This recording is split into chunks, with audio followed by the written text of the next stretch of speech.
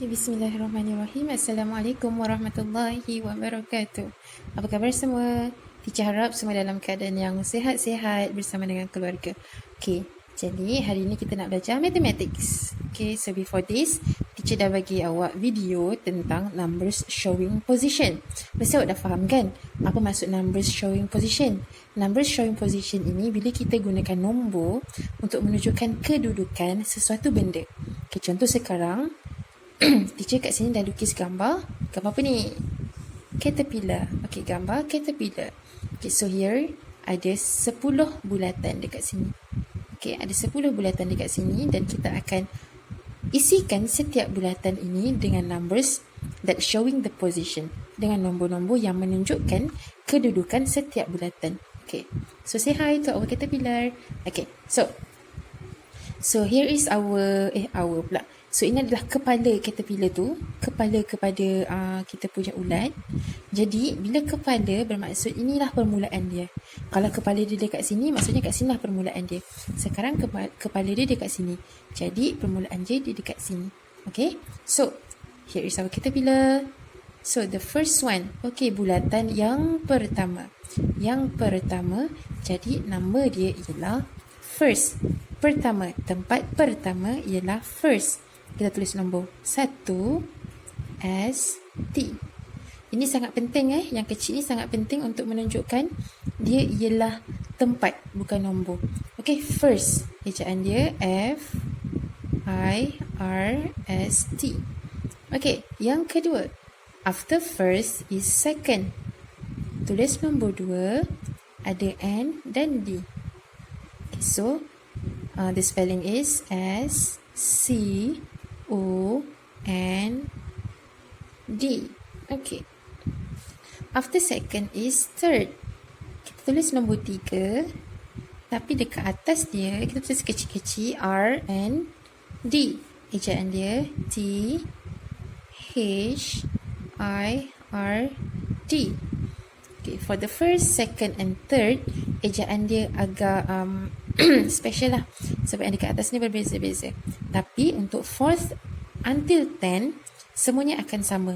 Macam mana saya cakap sama? Okay, kita tengok. Okay, untuk nombor 4, so here is 4. So, kepala dia ada T and H. T and H. Okay, so, ejaan dia F O without U R T H. Fourth. Okay. And fifth. Number 5. Tulis number 5 macam biasa. Okay. Kejap saya nak cuba fokuskan dia. Okay. Number 5 macam biasa. Atas dia T and H. So sebutan dia bukan 5 but fifth. Fifth. F I F T H.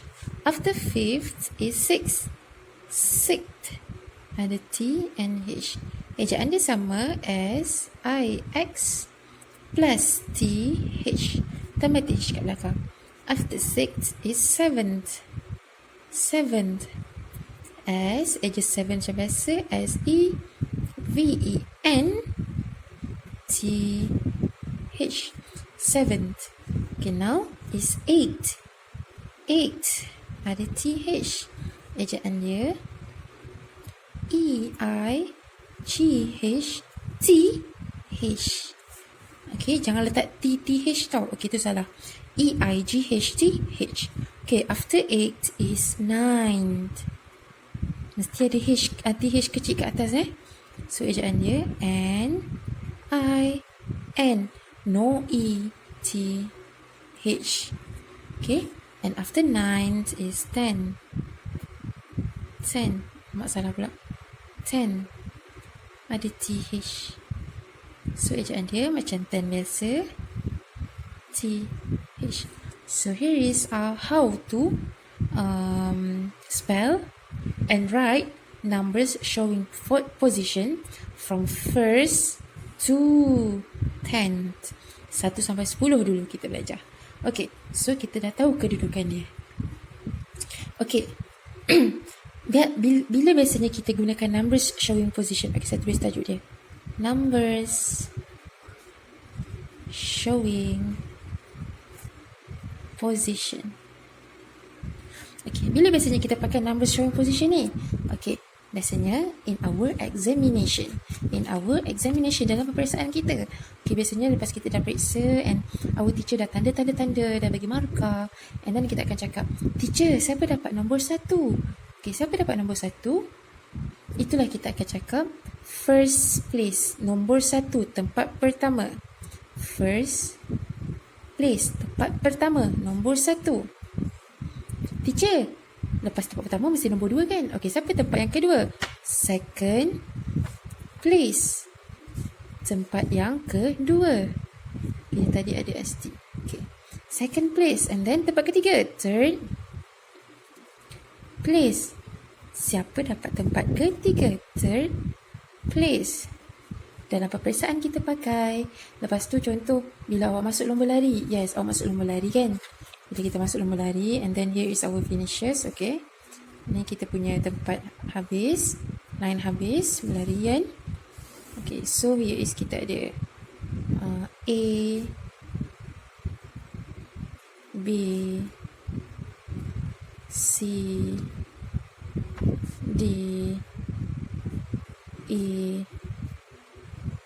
F. Okay, so they are running towards this finish. Okay, ini diorang dah lari-lari, diorang dah lomba lari, dah lumba-lumba, dah nak sampai dekat tempat garisan penamat.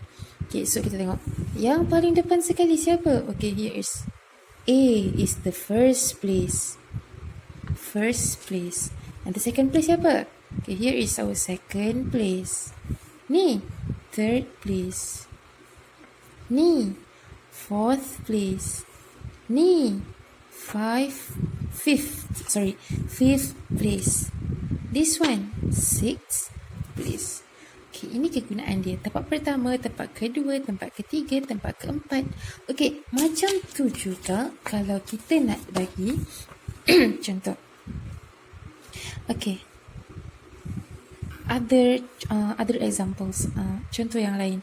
Ini kalau dalam pertandingan. Okay, tempat pertama, tempat kedua, tempat ketiga, tempat keempat dan seterusnya. Numbers position juga boleh digunakan in sequence dalam aturan untuk melakukan sesuatu ataupun turutan sesuatu. Contoh dalam surah Al-Fatihah. Surah Al-Fatihah ada berapa ayat? Yuk, siapa ingat? Surah Al-Fatihah ada 7 ayat. Okay, what is the first ayat? What is the first ayat in surah Al-Fatihah?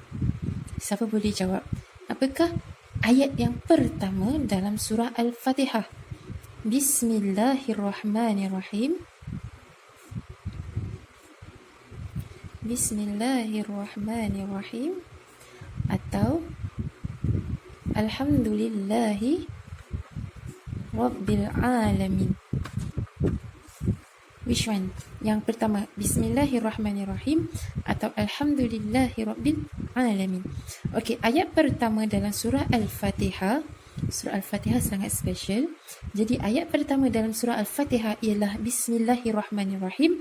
Dan ayat yang kedua ialah Alhamdulillahi Rabbil Alamin.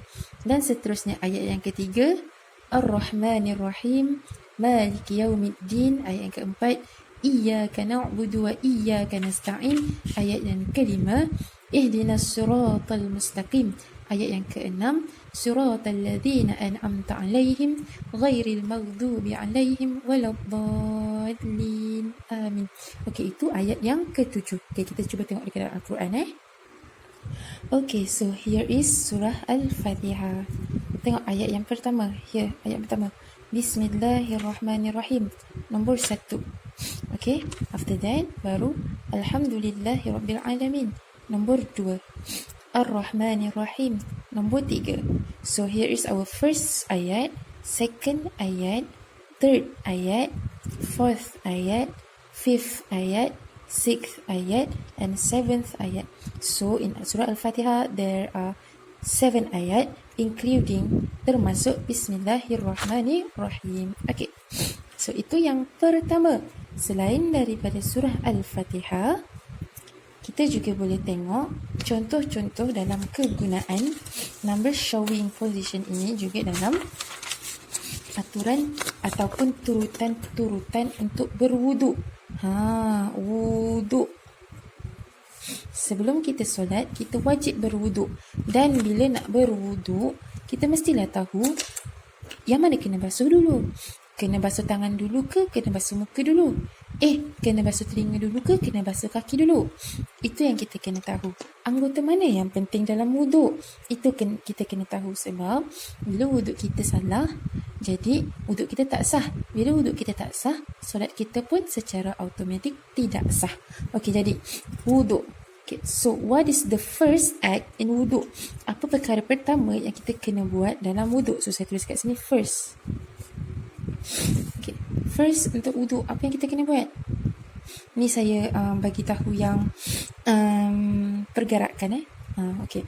Yang pertama, untuk wuduk kita kena niat. Okay, niat boleh waktu ni ataupun masa basuh muka, tapi to be careful, kita niat awal-awal lah. Okay, so the first things, kita dah siap niat-niat. Okay, saja aku berwuduk kerana Allah Ta'ala, ataupun saja aku mengangkat hadas kecil kerana Allah Ta'ala. Okay, next, first act, perbuatan yang pertama dalam wuduk, apa dia? Kita mestilah berkumur-kumur sebanyak 3 kali. Kita nak bersihkan mulut kita, kita nak bersihkan segala kotoran yang ada dalam mulut kita. Itu yang pertama. Yang kedua, second step, what is it? Second step is basuh hidung 3 kali juga. Okay, masukkan air dalam hidung and then keluarkan semula. Masukkan air dalam hidung and then keluarkan semula sebanyak 3 kali. Jangan masukkan air sampai awak terbatuk-batuk. Masukkan air sikit, lepas terus keluarkan. Okay, the third step, apa ya? Basuh muka 3 kali juga. Third, first kumur, second basuh hidung, third basuh muka, fourth, yang keempat, apa dia? Membasuh tangan hingga ke siku 3 kali juga. Okay, fifth, yang kelima, apa dia? Sebahagian kepala 3 kali juga. Sebahagian je tahu, bukan satu kepala awak basuh kan? Okay, yang keenam, basuh apa yang keenam? Kita basuh telinga 3 kali juga. Yang ketujuh, basuh apa yang ketujuh? Kita basuh kaki. Ini kena basuh betul-betul Kaki kita basuh sampai kena ke buku lali 3 kali. Buku lali tu yang mana? Okay, this is your buku lali. Ni ibu jari awak satu, jari kaki ada extra sikit. Okay, so kat sini ada satu benjol. Awak check kat kaki awak, satu benjol kat sini. Itu adalah buku lali awak. Jadi awak kena basuh ni, kena basuh sampai kat buku lali sini. Basuh sampai kena. Bila tak kena, tak sah wuduk awak. Sebab apa? Sebab kaki ialah anggota wuduk, anggota yang wajib dalam wuduk. Kalau kaki tak kena, tak sah wuduk awak. Kalau wuduk awak tak sah, solat awak pun tidak sah. Okay. Dah sampai ke kaki, dah cukup dah kan? Tapi ada lagi satu, yang ke-8, on the 8th place. Step yang ke-8 ialah tertib. Apa tu tertib? Ialah mengikut turutan. Awak kena ikut turutan. Mula first, tengok saya dah tuliskan nombor. First must be kumur-kumur. Second, basuh hidung. Third, muka. Fourth, tangan sampai siku. Fifth, kepala. Sixth, telinga. Seventh, kaki.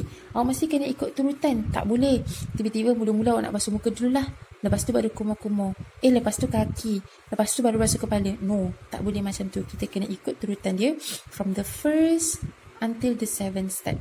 Itu turutan dia. Kalau tak ikut turutan pun tidak sah awak punya wuduk. Okay, now kita sambung semula.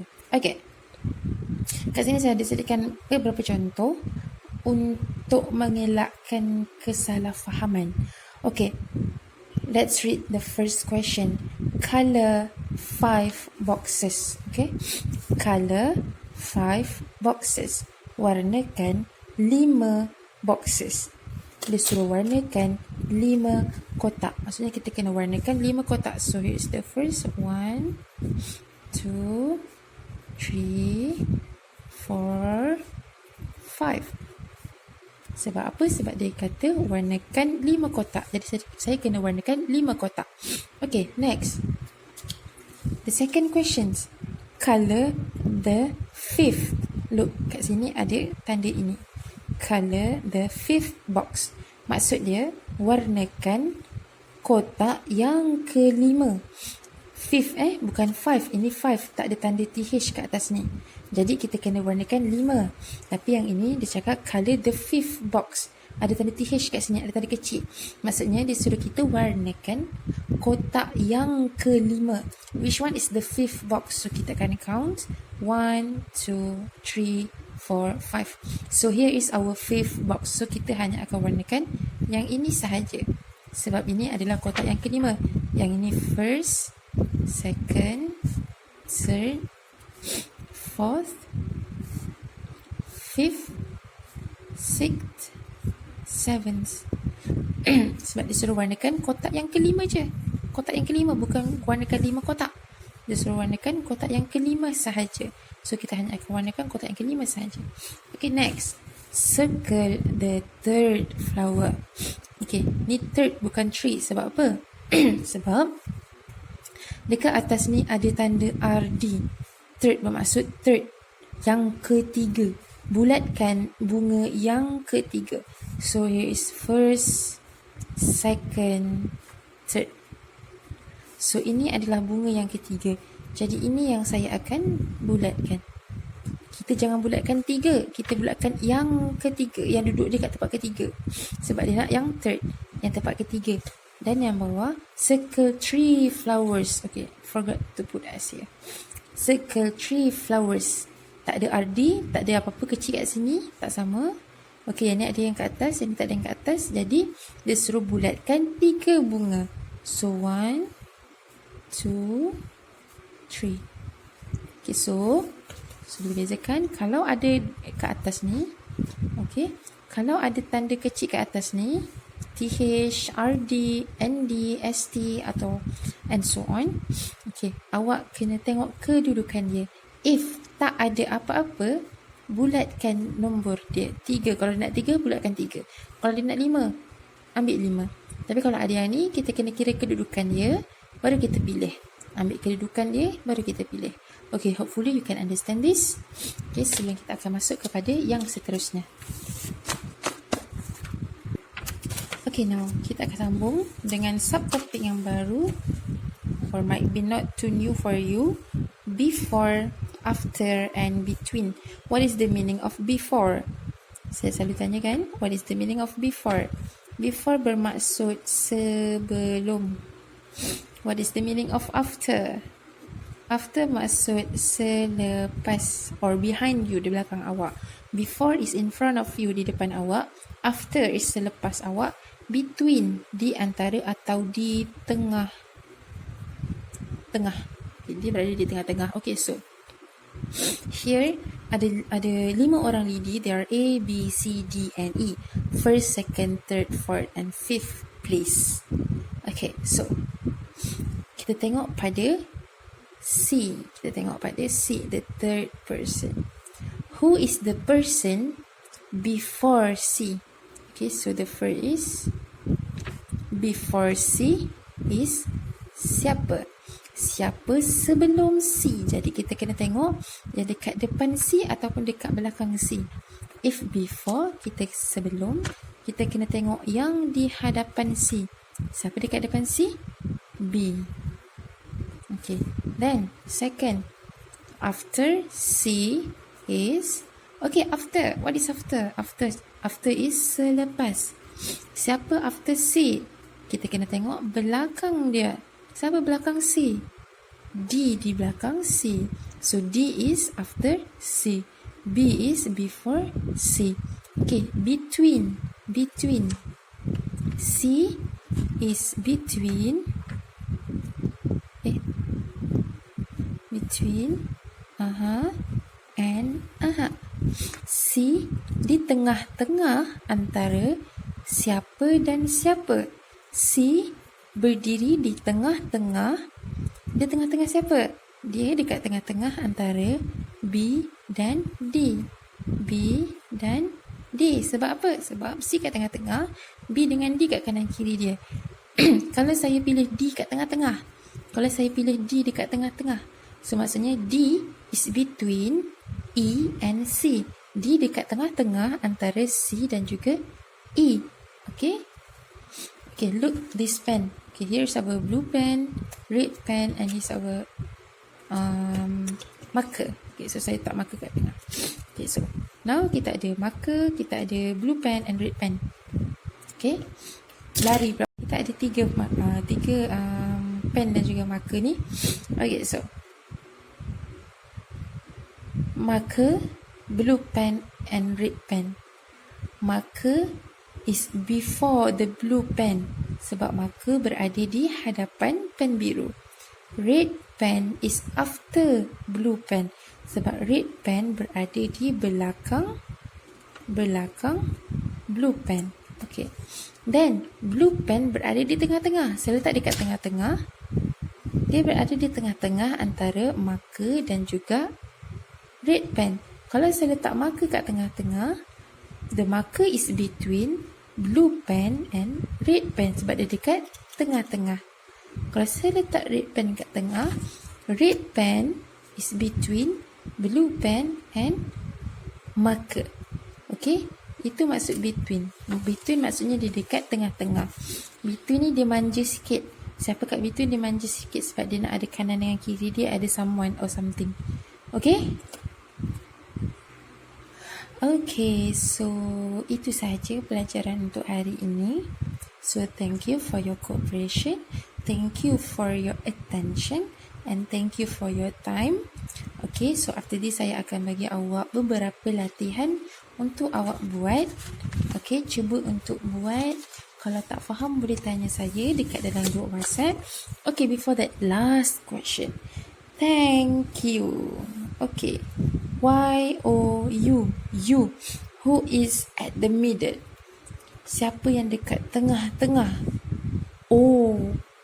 O is between Y and U. Sebab apa? Sebab O dekat tengah-tengah antara Y dan juga U. Okay. See you next time, insyaAllah. Assalamualaikum warahmatullahi wabarakatuh. Bye.